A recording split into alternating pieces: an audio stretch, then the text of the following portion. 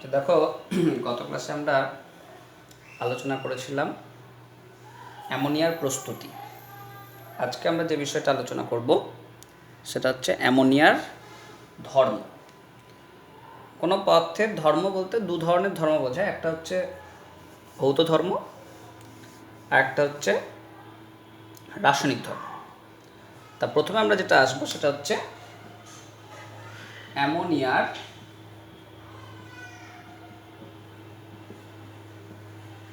ভৌত ধর্ম। তা ভৌত ধর্মের মধ্যে কোনগুলো পড়ে?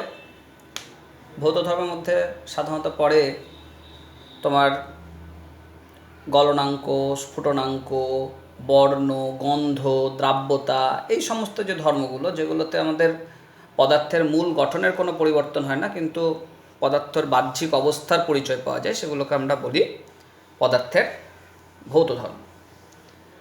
তা আমরা এই ভৌত ধর্মের মধ্যে প্রথমে যদি আলোচনা করি গন্ধ,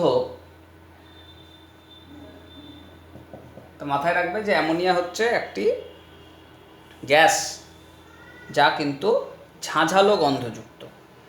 আমি আগেও বলেছি যে অ্যামোনিয়া গ্যাস আমাদের সার্বজনীন যে টয়লেটগুলো হয় সেখানে পাওয়া যায়, ঝাঁঝালো গন্ধ আসে, মূত্র থেকে যে ইউরিয়া আসে, ইউরিয়া থেকে অ্যামোনিয়া তৈরি হয়। তাহলে অ্যামোনিয়া হচ্ছে ঝাঁঝালো শ্বাসরোধী তোমার একটা শ্বাসরোধী গ্যাস, ঝাঁঝালো গন্ধযুক্ত শ্বাসরোধী গ্যাস। তাহলে মাথায় রাখবে অ্যামোনিয়া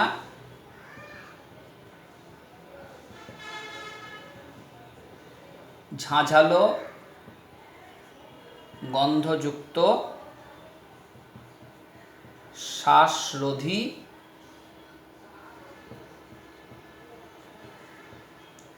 গ্যাস। অর্থাৎ অ্যামোনিয়ার গ্যাসে আমাদের কিন্তু শ্বাস বন্ধ হয়ে যেতে পারে। অ্যামোনিয়া গ্যাসের উপস্থিতিতে আমরা শ্বাস প্রশ্বাস চালাতে পারি না। যদি আমরা বর্ণর কথা বলি, তা মাথায় রাখবে অ্যামোনিয়া হচ্ছে একটি বর্ণহীন গ্যাস।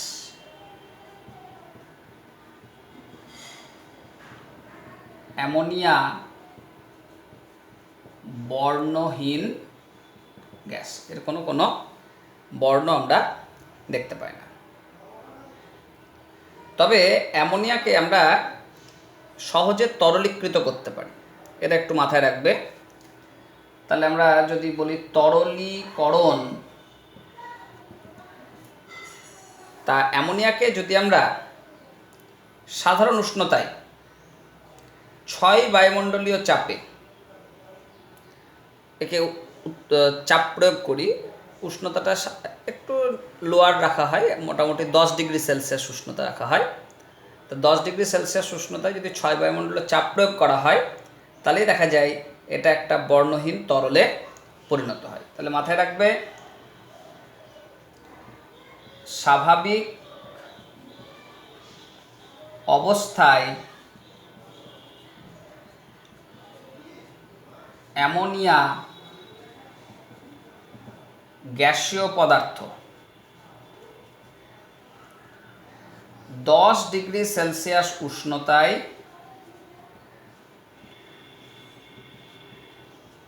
6 বায়ুমণ্ডলীয় চাপে অ্যামোনিয়া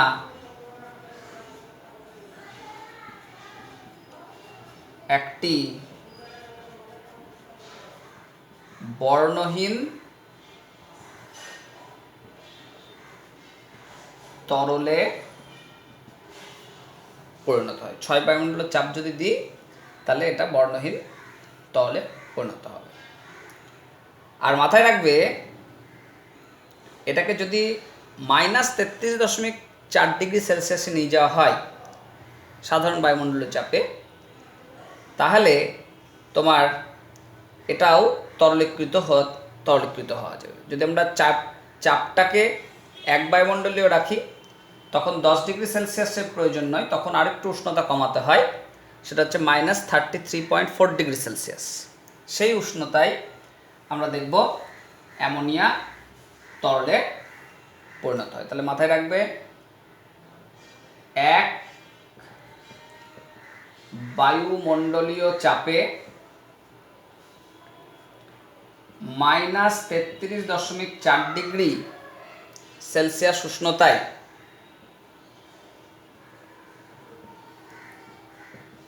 অ্যামোনিয়া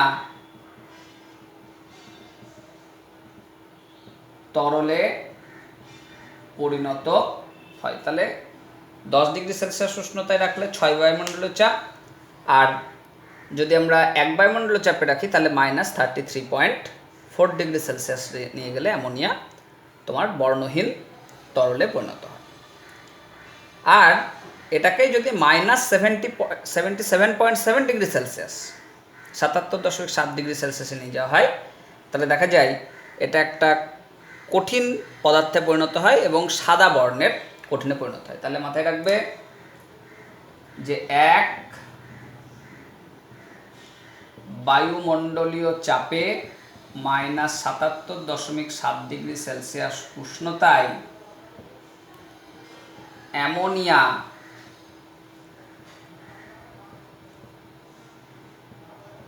সাদা বর্ণের কঠিনে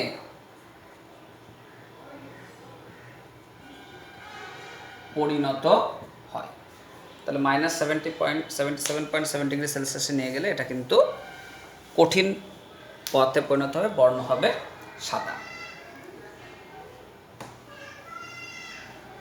নেক্সট মাথায় রাখবে অ্যামোনিয়ার ক্ষেত্রে দ্রাব্যতা কিন্তু একটা গুরুত্বপূর্ণ বিষয়, কারণ অ্যামোনিয়া দেখা যায় অধিক মাত্রায় জলে দ্রবীভূত হয়।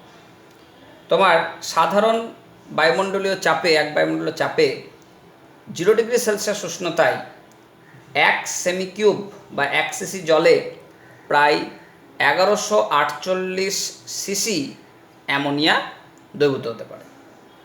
তাহলে কি বলছি, দ্রাব্যতার কথায় যদি আসি তাহলে বলবো 1 বায়ুমণ্ডলীয় চাপে সাধারণ উষ্ণতায় 1 সিসি জলে 1148 সিসি অ্যামোনিয়া গ্যাস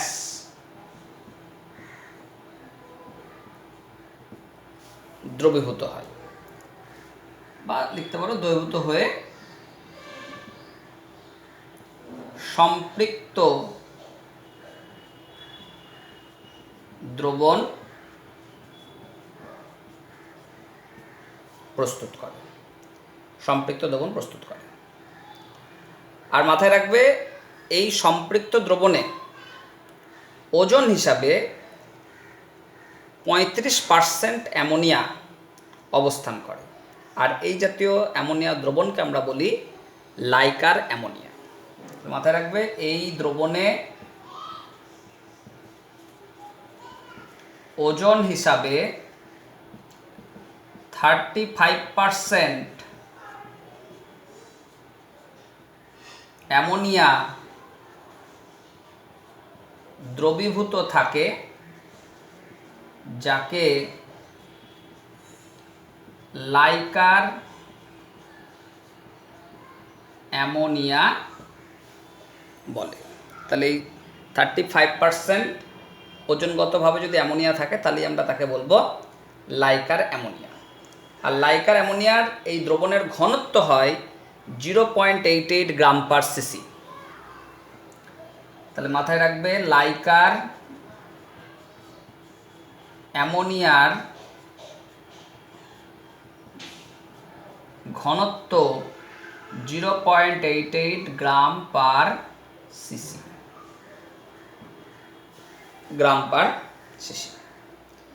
তাহলে এইগুলো আমরা অ্যামোনিয়ার ভৌত ধর্মের মধ্যে বলতে পারছি।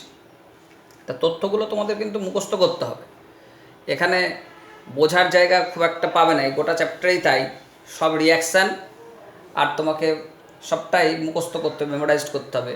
এখানে বোঝার মতন যে তুমি যেরকম ফিজিক্সের চ্যাপ্টারগুলোতে দেখলাম প্রবাহিত তড়িৎ পড়তে গিয়ে অনেক কিছু কনসেপচুয়াল ব্যাপার ছিল, যে নিয়ম নীতি ছিল, এখানে কিন্তু নিয়ম নীতি নাই, এখানে সাধারণত রাসায়নিক বিক্রিয়া এবং সেই সংক্রান্ত তথ্য।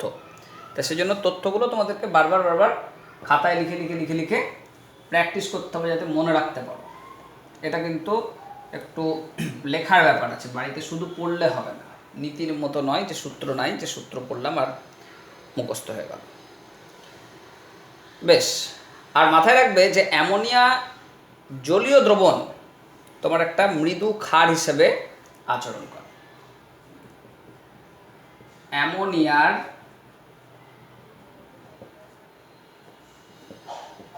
জলীয় দ্রবণ মৃদু ক্ষার হিসাবে আচরণ করে।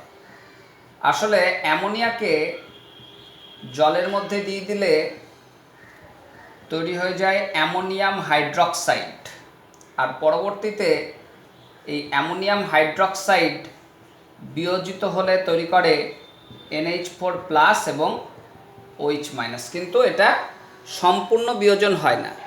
তুমি যদি এখানে ধরো 100টা অ্যামোনিয়াম হাইড্রক্সাইড মলিকিউল পেলে, তা দেখবে হয়তো 5খানা ভাঙছে, অর্থাৎ 100টা NH4OH মধ্যে থেকে 5খানা OH- আয়ন তৈরি হচ্ছে, বাকি 95টা অ্যামোনিয়াম হাইড্রক্সাইড মলিকিউল হিসেবেই থেকে যাচ্ছে। তাহলে আমরা অ্যামোনিয়ার জলীয় দ্রবণকে আমরা ক্ষার দ্রবণ হিসেবে দেখছি, কারণ এখানে OH- উৎপন্ন হচ্ছে, কিন্তু এটা একটা মৃদু ক্ষারীয় দ্রবণ, তার কারণ অ্যামোনিয়াম হাইড্রক্সাইড জলে সম্পূর্ণ বিয়োজিত হয় না। তোমরা আগেও পড়েছো, তরল বিশ্লেষণ চ্যাপ্টারে পড়ানো হয়েছিল।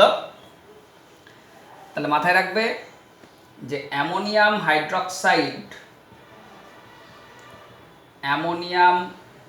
হাইড্রক্সাইড একটি মৃদু ক্ষারীয় দ্রবণ। তাহলে মৃদু ক্ষার যেহেতু, তাহলে ক্ষারে তোমরা জানো যে লিটমাস এর বর্ণ নীল হয়, লাল বর্ণ থেকে নীলে পরিণত হয়। তাহলে অ্যামোনিয়া এর জলীয় দ্রবণে লাল লিটমাস এর বর্ণ নীল হয়, লাল লিটমাসটা নীল কালারে কনভার্ট হয়ে যায়। তা এই যে এখান থেকে আমরা দুটো বিষয় শিখলাম, এক হচ্ছে অ্যামোনিয়া জলে অতিরিক্ত মাত্রায় দ্রাব্য এবং অ্যামোনিয়া হচ্ছে ক্ষারীয় দ্রবণ। তো এটাকে একটা সহজ পরীক্ষার মাধ্যমে এই দুটোকেই প্রমাণ করা যায়, সেটাকে আমরা বলি ফোয়ারা পরীক্ষা বা ফাউন্টেন এক্সপেরিমেন্ট। তা দেখো ফোয়ারা পরীক্ষা কি একটু বলি।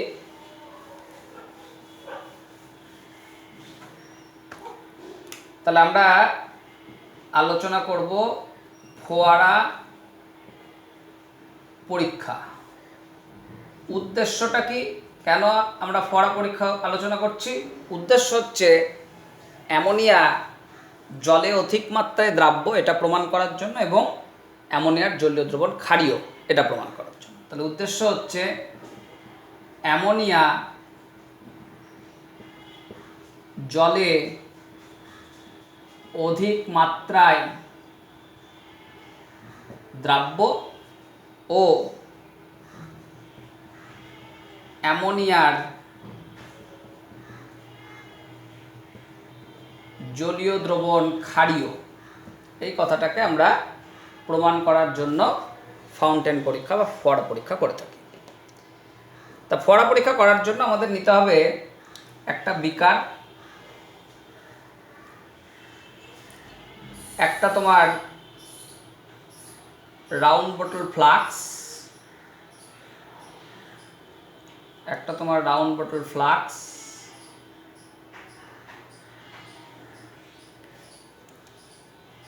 এই রাউন্ড বটল ফ্লাক্সের মুখে একটা কর্ক দিয়ে আটকে দিতে হবে, আর এর ভেতর দিয়ে একটা লম্বা কাঁচ নল প্রবেশ করাতে হবে।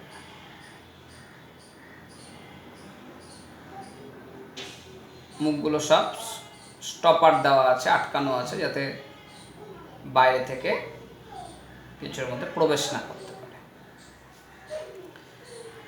আর কি করবে, এই যে গোলতল ফ্লাক্সে নিয়েছো, এই গোলতল ফ্লাক্সে আগে থেকেই আমি অ্যামোনিয়া গ্যাসকে ভরে রেখেছি, কিন্তু অ্যামোনিয়া তো হালকা গ্যাস, তার জন্য কি উপরের দিকে থাকবে, কখনোই অ্যামোনিয়া গ্যাস কিন্তু নিচে আসবে না। তাহলে এখানে আগে থেকে নেওয়া হয়েছে অ্যামোনিয়া গ্যাস। আর গোটা সিস্টেমটাকে আমি টেবিল চেয়ারে রেখে সব ক্ল্যাম্প দিয়ে দিয়ে আটকে দেবো, নাহলে পড়ে যাবে। তাহলে ক্ল্যাম্প দিয়ে আটকে দিলাম,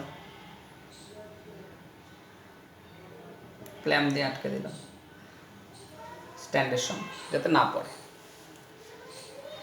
এবার এই পাত্রটাই আমি নেব লাল লিটমাস। তাহলে এখানে নিচ্ছি লাল লিটমাস। তাহলে লাল লিটমাস কীভাবে পাবো? লিটমাসের মধ্যে 1 ফোঁটা অ্যাসিড দিয়ে দেবো, তাহলেই লাল লিটমাস তৈরি হয়ে গেল। এবার আমি কি করছি দেখো, এই যে রাউন্ড বটল ফ্লাক্সটা নিয়েছো, গোলতল ফ্লাক্স, কাঁচের ফ্লাক্স, বাইরে থেকে দেখতে পাওয়া যাবে। এর ওপরে তুমি কি করলে, একটা বরফের ভেজানো কাপড় কিছুক্ষণ জড়িয়ে রাখবে। তাহলে বরফ ভেজানো কাপড় জড়িয়ে রাখলে কি হবে? ভেতরটা ঠান্ডা হবে। ভেতরটা ঠান্ডা হলে কি হবে? গ্যাসের আয়তন সংকুচিত হবে। তাহলে যেই গ্যাসের আয়তন সংকুচিত হবে, তার মানে গ্যাসের আয়তন কমে যাচ্ছে।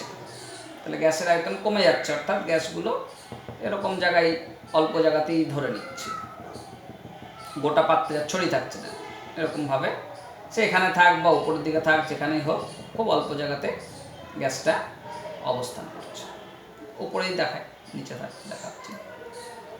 তাহলে এবার গ্যাসটা ছিল গোটা পাত্রের মধ্যে, কিন্তু সংকুচিত হয়ে এরকম অল্প অংশে অল্প জায়গা দখল করছে। তাহলে যেই অল্প জায়গা দখল করবে, তাহলে এর ভেতরে কী হবে? একটা শূন্যস্থান তৈরি, ভ্যাকুয়াম। তাহলে যেই শূন্যস্থান সৃষ্টি হবে, সঙ্গে সঙ্গে দেখা যাবে এই পাত্র থেকে জল, যেহেতু এখানে জলের সঙ্গে দেখো স্টপার দিয়ে লাগানো আছে, তার মানে এখানে শূন্যস্থান তৈরি হলে সঙ্গে সঙ্গে কী হবে? এই পাত্র থেকে লাল লিটমাস যুক্ত জল এই উপরে উঠে আসবে। এবার উপরে উঠে এসে অ্যামোনিয়া, যেহেতু জলের দ্রাব্য, কিছুটা জল যেই পাত্রের ভেতরে প্রবেশ করবে, এই যত অ্যামোনিয়া গ্যাস ছিল সব অ্যামোনিয়া গ্যাস এই জলে দ্রবীভূত হয়ে যাবে। তাহলে দ্রবীভূত হয়ে গেলে পাত্রের ভিতরে একটা বড় শূন্যস্থান সৃষ্টি হবে। আর যেই বড় শূন্যস্থান সৃষ্টি হচ্ছে, তখন সেই শূন্যস্থানকে পূরণ করার জন্য আরও দ্রুত দেখা যাচ্ছে যে জল, লাল লিটমাসযুক্ত জল এরকমভাবে ফোয়ারার মতন উপরে উঠে আসছে। আর যেই ফোয়ারার মতো উঠে আসছে, তখন দেখা যাচ্ছে কি লাল লিটমাসযুক্ত জলটা এইখানে নীল ফোয়ারার জল হিসাবে বেরিয়ে আসছে। তার মানে কি, যেহেতু ক্ষারীয় দ্রবণ, তার জন্য লাল লিটমাস নীলে পরিণত হচ্ছে। তাহলে এই পরীক্ষা থেকে আমরা দুটো বিষয়ে সিদ্ধান্ত নিতে পারছি। এক হচ্ছে অ্যামোনিয়া গ্যাস জলে অধিক মাত্রায় দাব্য, তার জন্য 1 ফোঁটা প্রথমে যেই জল আসলো, সঙ্গে সঙ্গে ভিতরে আরও গভীর শূন্যস্থান সৃষ্টি হয়ে গেল। যেহেতু গভীর শূন্যস্থান সৃষ্টি হলো, তার জন্য দেখা যাচ্ছে কি অতিরিক্ত মাত্রায় জল তখন ওপরে উঠে আসছে এবং এখানে ফাউন্টেন, মানে ফোয়ারার মতন বেরোতে শুরু করছে।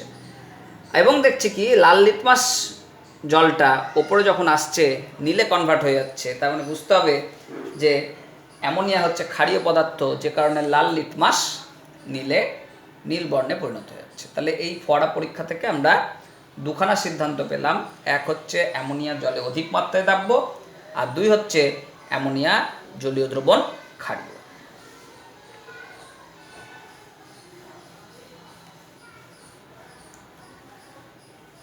এরপরে দেখো আমরা আলোচনা করব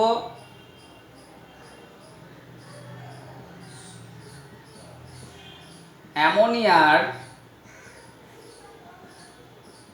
রাসায়নিক ধর্ম। অনেক বিক্রিয়া আছে, আমরা আজকে অল্প বিক্রিয়া কিছু আলোচনা করব, তারপরে আবার আরেকটা ক্লাসে আমরা আবার পরের বিক্রিয়াগুলো আলোচনা করব, কারণ অনেকগুলোই বিক্রিয়া তোমার এই অ্যামোনিয়া থেকে পাবে। অ্যামোনিয়ার সঙ্গে সঙ্গে আবার ইউরিয়াও আছে। তো একদিন আলোচনা করলে অনেক বড় হয়ে যাবে, তোমাদেরও মুখস্থ করতে অসুবিধা হবে। তার জন্য আমরা অ্যামোনিয়ার রাসায়নিক ধর্মে প্রথমেই কিছু বিক্রিয়া আলোচনা করব, যেটা হচ্ছে ক্ষারীয় ধর্ম সংক্রান্ত বিক্রিয়া। ক্ষারীয় ধর্ম। তাহলে দেখো অ্যামোনিয়া যে ক্ষারীয় ধর্ম, সেটা আমরা কি করে বুঝবো? ক্ষার হলেই তারা কিন্তু অ্যাসিডের সঙ্গে বিক্রিয়া করে। তা দেখা যায় অ্যামোনিয়া গ্যাসীয় অবস্থায় সালফিউরিক অ্যাসিড, নাইট্রিক অ্যাসিড, এই সমস্ত অ্যাসিডের সঙ্গে বিক্রিয়া করে। দেখো যদি আমরা সালফিউরিক অ্যাসিডের সঙ্গে বিক্রিয়া বলি, সালফিউরিক অ্যাসিডের সঙ্গে বিক্রিয়া। তাহলে NH3 প্লাস H2SO4 তৈরি হবে NH4 হোল টুয়াইস SO4। তাহলে অ্যামোনিয়া সালফিউরিক অ্যাসিডের সঙ্গে বিক্রিয়া করলে তৈরি করছে অ্যামোনিয়াম সালফেট। তাহলে যেহেতু অ্যামোনিয়া একটা ক্ষারীয় পদার্থ, তাই সালফিউরিক অ্যাসিডের সঙ্গে বিক্রিয়া করলে লবণ তৈরি হচ্ছে অ্যামোনিয়াম সালফেট। আবার দেখো নাইট্রিক অ্যাসিডের সঙ্গে বিক্রিয়া।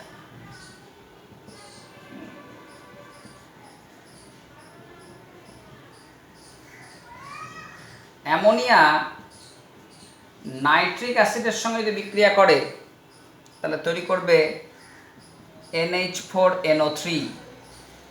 NH4NO3 কে বলা হয় অ্যামোনিয়াম নাইট্রেট।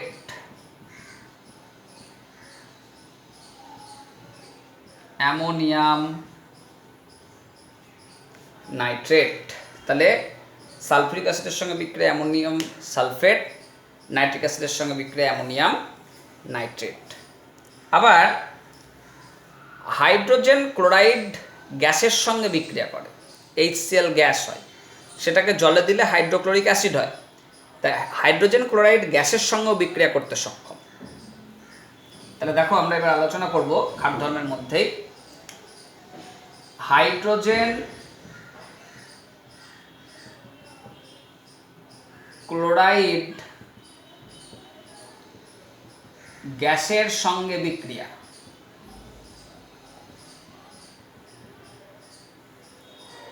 তাহলে অ্যামোনিয়া গ্যাসীয় অবস্থায় আছে এবং হাইড্রোজেন ক্লোরাইড এটাও গ্যাসীয় অবস্থায় নিলাম। হাইড্রোক্লোরিক অ্যাসিড হলেও HCl লিখবো, তখন সেটা কিন্তু লিকুইড ফর্মে থাকবে। আর হাইড্রোজেন ক্লোরাইডটা হচ্ছে গ্যাসীয় অবস্থায় আছে। তাহলে হাইড্রোজেন ক্লোরাইড এবং অ্যামোনিয়া এই দুটো গ্যাসের যখন রাসায়নিক বিক্রিয়া হয় তখন তৈরি হয় অ্যামোনিয়াম ক্লোরাইড। অ্যামোনিয়াম ক্লোরাইড মাথায় রাখবে, এর ভৌত দশা হচ্ছে সলিড, কঠিন অবস্থায় থাকে। তার জন্য পরীক্ষায় খুব প্রশ্ন দেয় যে একটা বিক্রিয়ার উদাহরণ দাও যেখানে গ্যাসে গ্যাসে বিক্রিয়া কঠিন হয়। তাহলে আমরা কি দেখছি, গ্যাস প্লাস গ্যাস প্রোডাক্ট যেটা সেটা হচ্ছে সলিড। তাহলে হাইড্রোজেন ক্লোরাইডের সঙ্গে অ্যামোনিয়া গ্যাসের যদি বিক্রিয়া হয় তাহলে অ্যামোনিয়াম ক্লোরাইড যেটা ফর্মেশন হচ্ছে সেটা কিন্তু একটা সলিড পার্টিকেল বা কঠিন অবস্থায় তৈরি হচ্ছে। তার জন্য মাথায় রাখবে যে গ্যাসে গ্যাসে বিক্রিয়ার যদি উদাহরণ চাই, এই একমাত্র উদাহরণ তোমাদের সমস্ত বইয়ে এটাই আছে, একটাই উদাহরণ পাবে, সেটা হচ্ছে অ্যামোনিয়া গ্যাসের সঙ্গে হাইড্রোজেন ক্লোরাইডের বিক্রিয়া। আর মাথায় রাখবে যদি আমরা হাইড্রোজেন ক্লোরাইডটাকে গ্যাস হিসাবে না নিয়ে যদি হাইড্রোক্লোরিক অ্যাসিড হিসাবে নিই তাহলেও একই বিক্রিয়া হবে।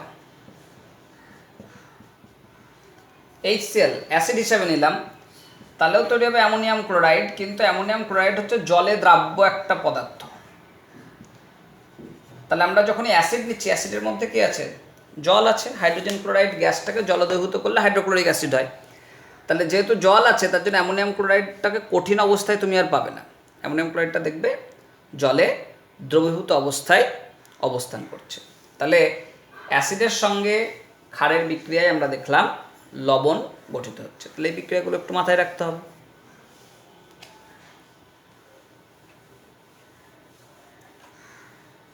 নেক্সট দেখো আমরা রাসায়নিক ধর্মের মধ্যে আরেকটা আলোচনা করব, সেটা হচ্ছে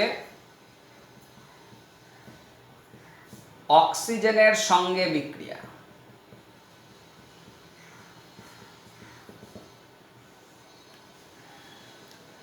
অক্সিজেনের সঙ্গে অ্যামোনিয়া দুভাবে বিক্রিয়া ঘটায়। মাথায় রাখবে যদি সাধারণ উষ্ণতায় অ্যামোনিয়ার সঙ্গে অক্সিজেনের বিক্রিয়া ঘটানো হয় তাহলে নাইট্রোজেন গ্যাস এবং জল উৎপন্ন হবে। এখানে কোনো অনুঘটক এর প্রয়োজন নাই। সাধারণ উষ্ণতায় সাধারণভাবে যদি তোমার অক্সিজেনকে পোড়ানো হয় অক্সিজেনের উপস্থিতিতে, অক্সিজেনকে বলছি, অ্যামোনিয়া যদি পোড়ানো হয় অক্সিজেনের উপস্থিতিতে কোনো অনুঘটকের অনুপস্থিতিতে, তখন আমরা দেখি যে অ্যামোনিয়া অক্সিজেনের সঙ্গে বিক্রিয়া করলে নাইট্রোজেন এবং জল উৎপন্ন করে। অ্যামোনিয়া কিন্তু দাহ্যও নয় বা দহনের সহায়কও নয়, কিন্তু অক্সিজেনের উপস্থিতিতে পূর্বে অক্সিজেন দিয়ে যদি আগুন দিয়ে দেওয়া হয়, অক্সিজেনের উপস্থিতিতে রিয়াকশন করানো হয়, তাহলে বিক্রিয়াটা ঘটবে। তাহলে মাথায় রাখবে, অ্যামোনিয়া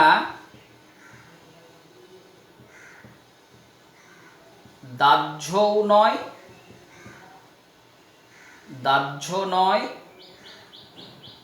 ও দহনে সহায়ক নয়। কিন্তু অক্সিজেনের উপস্থিতিতে অ্যামোনিয়াকে যদি পোড়ানো হয়, অক্সিজেনের উপস্থিতিতে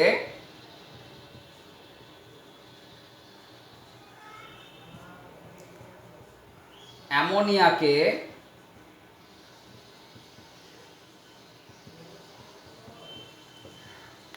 পোড়ানো হলে নাইট্রোজেন এবং জলীয় বাষ্প উৎপন্ন হয়। নাইট্রোজেন গ্যাস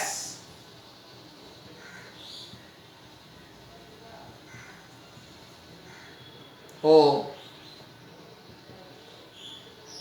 জলীয় বাষ্প উৎপন্ন হয়। তাহলে এক্ষেত্রে কি বিক্রিয়া ঘটবে? দেখো, অ্যামোনিয়া আর অক্সিজেনের দহন হচ্ছে, তাহলে বলছি কি নাইট্রোজেন গ্যাস আর জল উৎপন্ন হবে।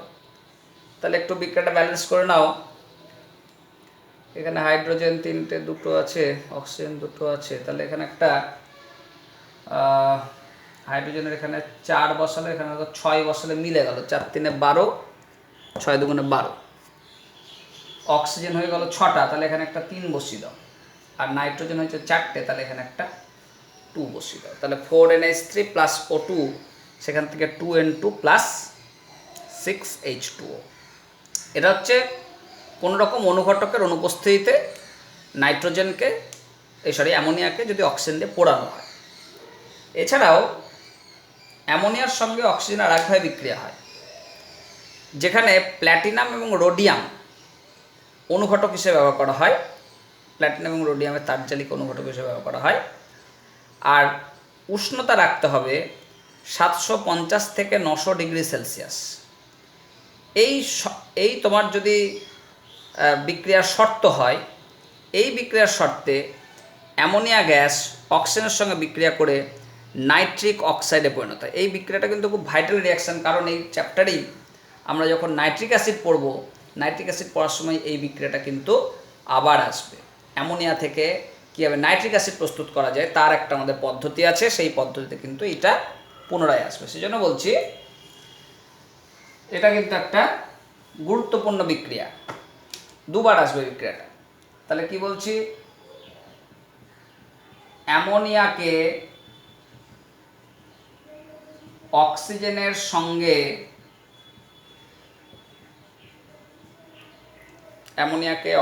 সঙ্গে যদি 750 থেকে 900 ডিগ্রি সেলসিয়াস উষ্ণতায় প্লাটিনাম ও রোডিয়াম তারজালির, এটাকে আমরা অনুঘটক বলছি, তারজালির মধ্যে দিয়ে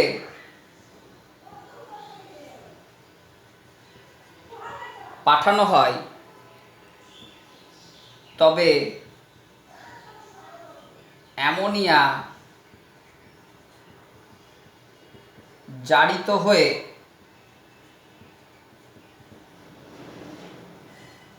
নাইট্রিক অক্সাইড ও জল উৎপন্ন করে।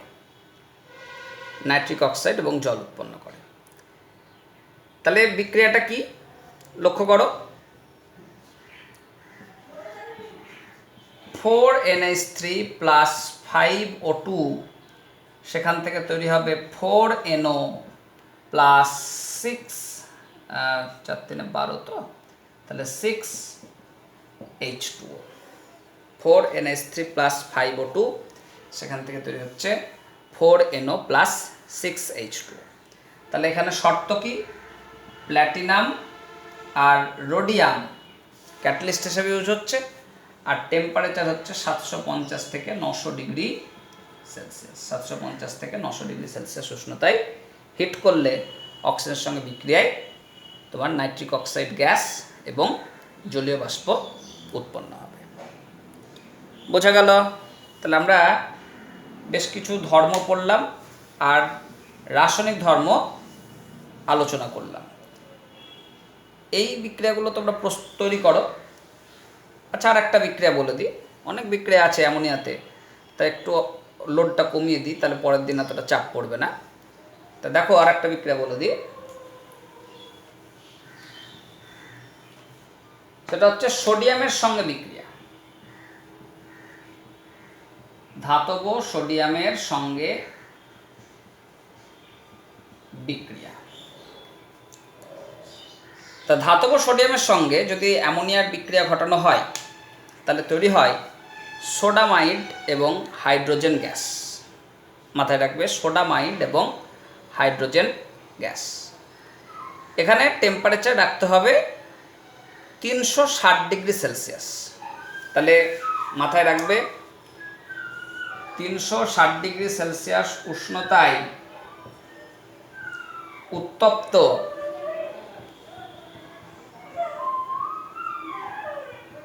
অ্যামোনিয়া গ্যাসকে ধাতব সোডিয়ামের সঙ্গে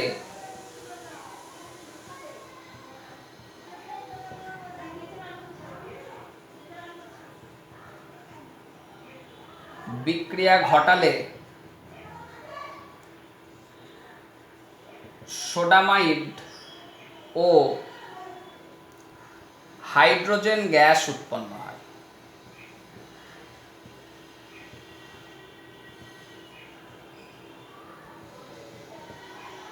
হাইড্রোজেন গ্যাস উৎপন্ন হয়। তাহলে বিক্রিয়াটা কী হবে দেখো, sodium plus ammonia Na plus NH3 তৈরি হবে NaNH2 প্লাস H2। তাহলে বিক্রিয়াটা ব্যালেন্স করার জন্য এখানে 2 বসিয়ে দাও, 2 বসিয়ে দাও, 2 বসিয়ে দাও। তাহলে দেখো 2Na প্লাস 2NH3 থেকে 2NaNH2 প্লাস H2। আর এই উৎপন্ন যে সোডামাইড, এই সোডামাইডকে যদি পুনরায় জলের সঙ্গে বিক্রিয়া ঘটানো হয়, তাহলে দেখা যায় যে এই সোডামাইড থেকে আবার অ্যামোনিয়া গ্যাস পাওয়া যায়। তাহলে কি বলছি, সোডামাইডকে জলের সঙ্গে বিক্রিয়া করালে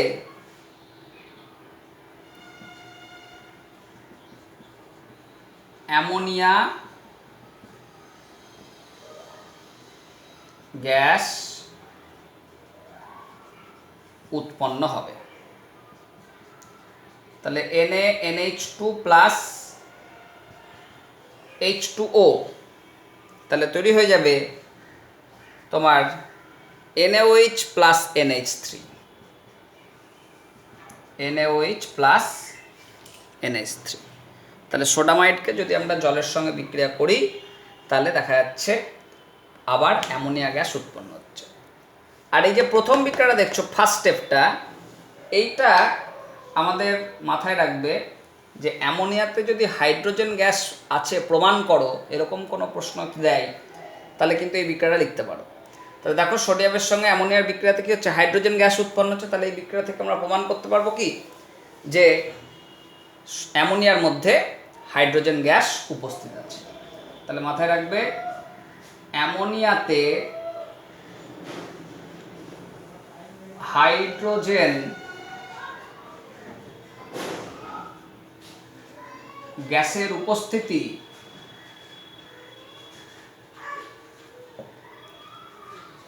এই বিক্রিয়ার সাহায্যে